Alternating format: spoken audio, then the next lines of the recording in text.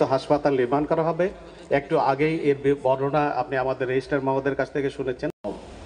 এই বিশেষায়িত হাসপাতাল হবে উত্তরাঞ্চলের প্রায় 2 কোটি মানুষের আস্থা এবং ভরসার স্থল।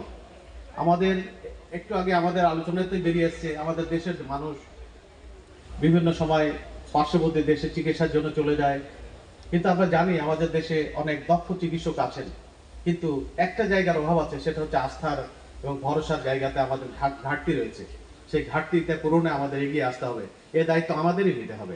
নিজের দেশে মানসিক স্বস্তির সাথে উন্নত চিকিৎসা গ্রহণ করতে পারবে এবং দেশের অনেক বৈদেশিক মুদ্রা সাশ্রয় করতে পারবে।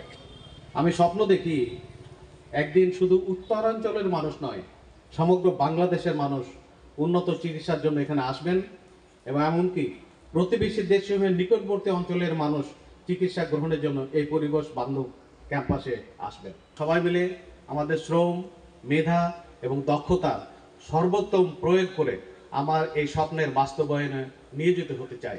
মহান আল্লাহ আমাদের প্রতি সহায় হন। আবারও আপনাদের প্রতি অনেক কৃতজ্ঞতা জানাচ্ছি। আপনাদের সবার সুস্বাস্থ্য এবং দীর্ঘায়ু কামনা করছি। আল্লাহ হাফেজ।